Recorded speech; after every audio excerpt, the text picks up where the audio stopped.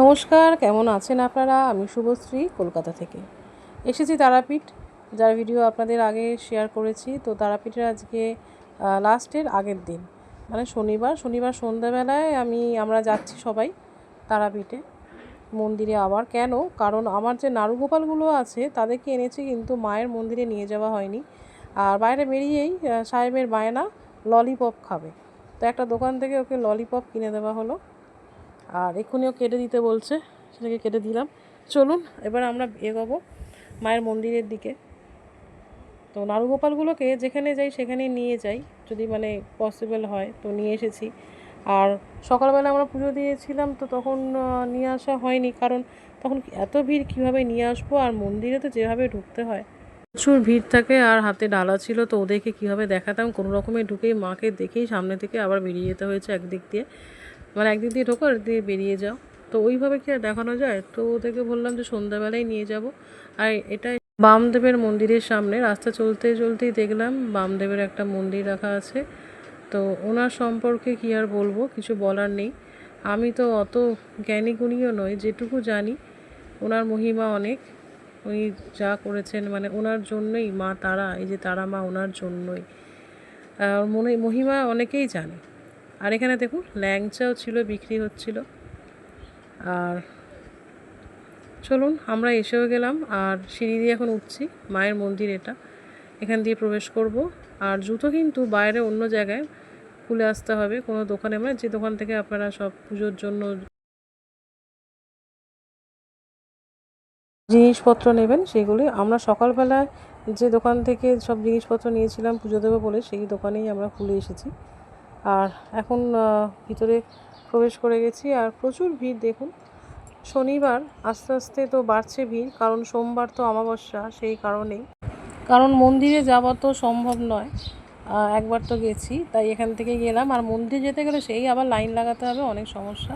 আর আমাদের পুজো দেওয়া তো হয়ে গেছিলো, তো এখান থেকেই মাকে দেখিয়ে দিলাম, মানে নাড়ুগোপালদের দেখিয়ে দিলাম মাকে। তারপরে এখানে দেখুন কি সুন্দর লাইট, ফুলের মালা দিয়ে সব সাজিয়েছে পুরো গোটা মন্দিরটা। ফলহারিণী অমাবস্যার জন্যই এই এত সাজ। আর এই একটা মন্দির, এটা হচ্ছে ষষ্ঠী মাতা লেখা ছিল, দেখুন লেখাটা দেখাচ্ছি, শ্রী শ্রী ষষ্ঠী মাতার মন্দির ও বিষ্ণু নারায়ণ মন্দির।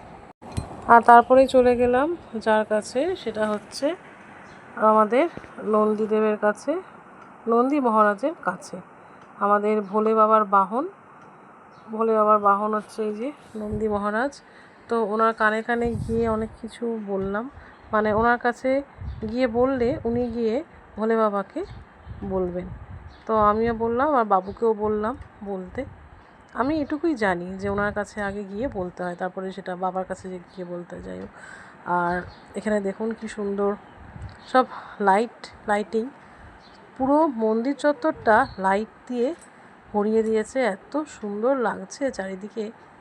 আর লোকারণ্য,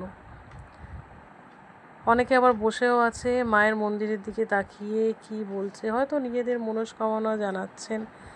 আর আমাদের না এটা কোনো প্ল্যান করা ছিল না, জানেন, হুট করেই চলে এসেছি। বাবুর যেহেতু স্কুল ছুটি ছিল, তাই এত ভালো লাগছে। কিন্তু আফসোস রয়ে গেল যে অমাবস্যার দিন থাকতে পারলাম না। ওই দিন হয়তো আরও অনেক ভিড় হতো। তোর বাবা বললো পরে অন্য দিন আবার আসবে, অন্য কোনো অমাবস্যায়, ভালো কোনো অমাবস্যায় আসবো আমরা আবার। আর আমরা একটু ফটো তোলার চেষ্টা করলাম, চারিদিক দিয়ে লাইট আসছে। বাবাকে বললাম একটু গার্ড করো। অনেকের আবার জানেন এখানে এসে দেখলাম যে পুজো করছে, যজ্ঞ টাইপের করছে অনেক পুরোহিতরা। আর আমরা কিন্তু শ্মশানেও গেছিলাম, সেটা অবশ্য আপনাদের সাথে শেয়ার করিনি, কারণ অন্ধকার ছিল। আর তারপরে আমরা চলে এলাম নিয়তিতে প্যারা নিতে। এত সুন্দর গন্ধ ছাড়ছে, সেন্ট ছাড়ছে যে কি বলবো, খেতে ছিল অসাধারণ। এখান থেকেই প্যারা নিয়েছিলাম, ওর বাবাকে বলেছি প্রত্যেকবার আসলে এখান থেকেই প্যারা নাও। তো যাই হোক, ব্লগটা কেমন লাগলো অবশ্যই জানাবেন।